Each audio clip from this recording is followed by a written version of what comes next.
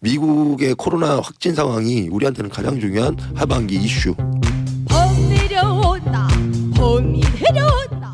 뭐 주식이든 부동산이든 암호화폐든 비트코인이든 끝없이 오를 수는 없는 건 아니냐. 그렇죠. 네, 이제 어쨌든 조정에 대한 뭐 여러 가지들이 있는데 이걸 뭐 단순히 뭐 자네 옐런이 한마디 하고 이런 거 외에 정말 구조적으로 이 자산 시장의 버블이 깨지려는 근거가 뭐냐라고 제가 물어봤을 때 우리 신혜두네께서 코로나19가 확 극복이 되면서 완전히 실물이 뜨거워질 때 오히려 자산은 이제 붕괴되고 그때는 탈출할 거다라는 이야기를 했습니다. 예. 네, 그 부분 좀 설명 좀 해주시죠. 제가 지속적으로 이거는 제가 알 수는 없는 부분인데 네.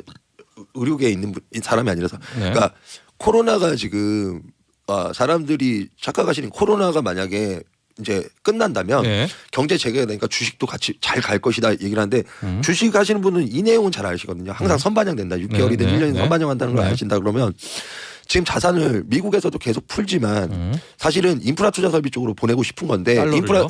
인프라 투자 설비 쪽으로 가야 고용이 일어나고 네. 그다음에 건전하게 노동을 통해서 돈을 얻어낸 걸로 소비를 이루어지니까 건전하게 이제 선순환이 되는 건데 오프라인에 막혀 있는 상황에서 계속 돈을 버니까 온라인 시장, 주식 시장이라든가 비트코인 시장만 계속 가는 건데 그렇죠.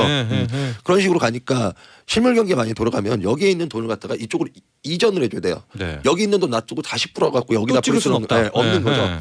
여기 있는 걸 이쪽으로 이걸 맞춰줘야 되거든요. 밸런스를 맞춰줘야 되기 때문에 저희가 계속 말씀드린 건 코로나가 끝나는 순간 주식하고 비트코인 시장에 부동산도 그렇고요. 부동산도 마찬가지고 조정은 불가피하다. 단 비트코인 시장은 시가총액이 낮기 때문에 주식도 마찬가지예요. 시가총액이 삼성보다는 시총이 작은 주식이 많이 떨어지듯이 예. 우리 시장도 어쩔 수 없이 그때는 비트코인 시장이 큰 피해를 입을 수밖에 없는 것이다. 그래서 미국의 코로나 확진 상황이 우리한테는 가장 중요한 하반기 이슈. 네. 지금도 이슈고요. 그러니까 결과적으로 이건 또 백신에 대한 이슈기도 하고요. 이제 영국 같은 경우가 지금 상대적으로 좀 백신 접종도 많이 되고 경제 활동의 재개가 되고는 있는데 이런 분위기가 참 널리 퍼져서 꼭 극복해야 되죠. 그렇죠. 코로나19 네. 극복하고 우리가 야외 활동하고 실물이 본격적으로 돌아가는 것이 신의 눈에는 오히려 코인, 뭐 비트코인이나 암호화폐 조정의 시작이다. 왜? 그동안에 불어넣었던 달러를 더 찍을 수는 없고 이제 이 돈을 실물 쪽으로 옮겨야 되니까 당연히 어떤 식으로든 조정이 올 것이다라는 분석입니다.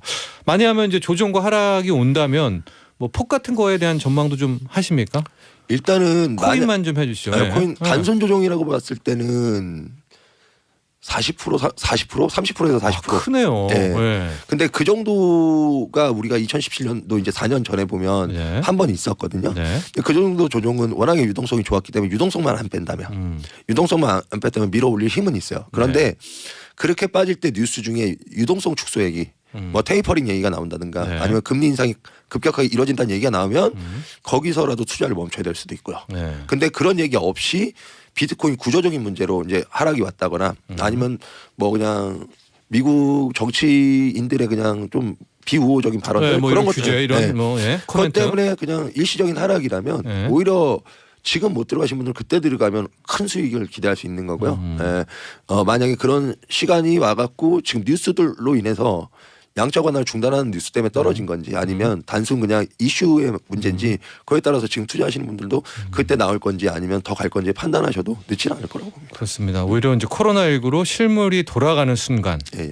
그때가 이제 조정의 타이밍이다. 예. 하락이고 꽤 큰 예. 낙폭도 기록할 수가 있다라는 이제 전망을 했고요. 이런 부분은 또 이제 주식이랑도 많이 일맥상통하고 예. 있는 예. 것도 같습니다. 송지연님이 주식은 기업의 가치나 실적을 보고 투자협을 결정합니다. 코인은 무엇을 근거로 투자 결정을 하는 건가요? 제일 난이도가 높은 질문이에요. 이게 사실은. 네. 제가 이 얘기를 좀 드리고 싶은데 우리가 테슬라를 유명하신 그러니까 한 20, 30년 업계에 계신 분들이 거의 대부분 부정을 틀렸죠. 하셨거든요. 네. 네. 그리고 젊은 친구들은 투자를 해갖고 큰 성공을 거뒀어요. 네. 똑같다고 보시면 됩니다. 그러니까 테슬라를 기업의 가치나 실적은 없었던 상태였거든요. 사실은 네, 그때는. 네, 네. 근데 그걸 보고 간 거는 그만큼의 더 먼 미래를 자꾸 보려는 노력들. 네. 노력들과 그게 맞닿는 유동성. 이게 합쳐져서 테슬라라는 효과가 나왔거든요. 네. 사실 우리는 기업 가치라는 게 비트코인 시장은 있다고 볼 수가 없어요. 네. 단 지금 이게 만약에 테슬라 같은 시너지가 난다면 이 가치를 뭘로 평가할 거냐. 그래서 어떨 때 보면 100억도 안 될 것 같지만 이게 10조가 되는 코인이 있는 거고 네. 그래서 지금 우리는 주식이나 기업이나 가치나 이런 거보다는 유동성이 얼마나 시장에 공급이 될 수 있느냐. 그러니까 연준 의장의 입을 자꾸 보는 이유가 그거겠죠. 또 한 가지는 암호화폐를 채택하는 기업들의 그 회사의 가치를 보고 걔네들이 만약에 페이팔 같은 경우에는 이제 국제 송금을 얼마 정도 하느냐 뭐 네. 100조 정도 한다 그러면 100조 안에서 암호화폐가 10% 정도 만약에 결제가 이루어진다면 이 밸류를 얼마 정도 우리가 줄 수 있느냐 이렇게 평가는 가능하지 네. 직접적인 평가 근거는 사실 없어요. 네. 그러면 1번이 역시 유동성, 네, 유동성에 그렇죠. 대한 네. 이분이고 두 번째가 뭐 대중화 이렇게 좀 그렇죠. 표현하면 될 수 있을까요? 아, 예, 예. 네.